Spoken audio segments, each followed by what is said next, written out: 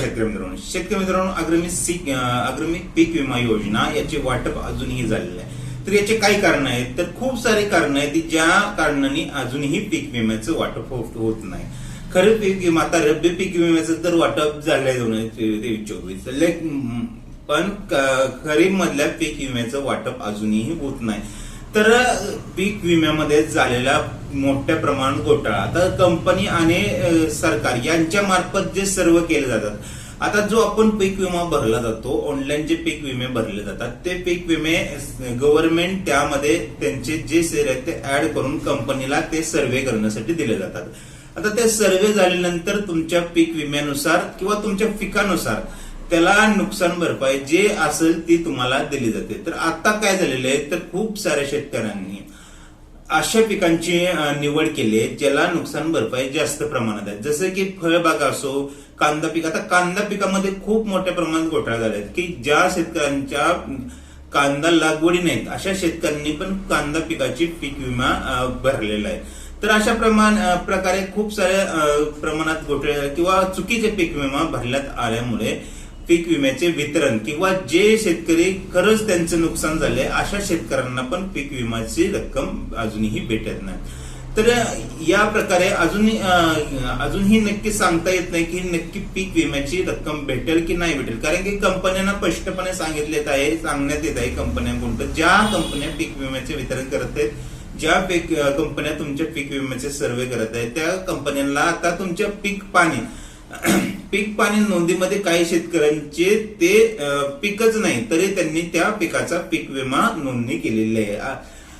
तर अशा प्रकारचे पीक विम्याचे घोटाळे खूप साऱ्या प्रमाणात घडत असल्यामुळे आणि पीक विम्याला ज्या पिकाला जास्त पीक विम्याचं अनुदान असलेले अशाच पीक विम्याचे जास्त अर्ज किंवा जास्त प्रमाणात नोंदी होत असल्यामुळे ज्या कंपन्या त्यांना जो मोबदला शेतकऱ्यांना देण्यात येते, जे गरजू शेतकरी अशा शेतकऱ्यांना पण तो मोबदला भेटत नाही.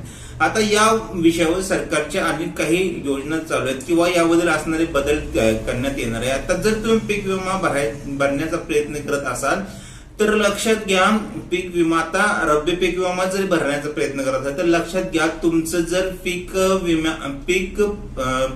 ऑनलाईन पीक पाणी नसेल तर त्या पीक पाण्याची किंवा तो हंगामी पीक विमाचा फॉर्म भरूनही काही उपयोग होणार नाही तुमचा. कारण की आता याच्या पुढे जर तुमच्या शेतामध्ये ते पीक नसेलच, जर त्यांना सर्वेनुसार आढळलं की या शेतामध्ये हे पीक नाही, तर तुमच्यावर कायदेशीर कारवाई पण होऊ शकते आणि तुम्हाला पीक विमा तर भेटणारच नाही.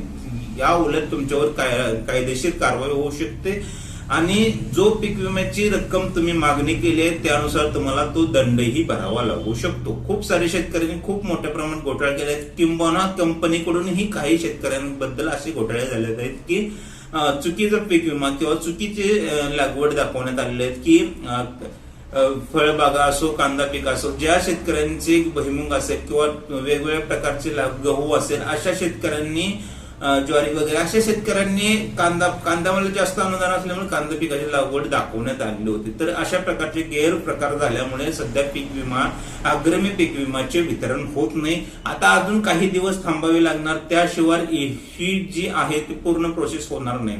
जोपर्यंत आता तुमच्या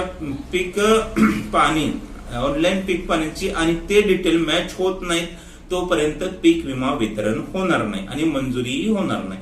सर्व शेतकऱ्यांपर्यंत ही गोष्ट जास्त करून पोहोचवण्याचा प्रयत्न करा, कारण की खूप सारे शेतकरी अशा प्रकारच्या गोष्टी करत असतात.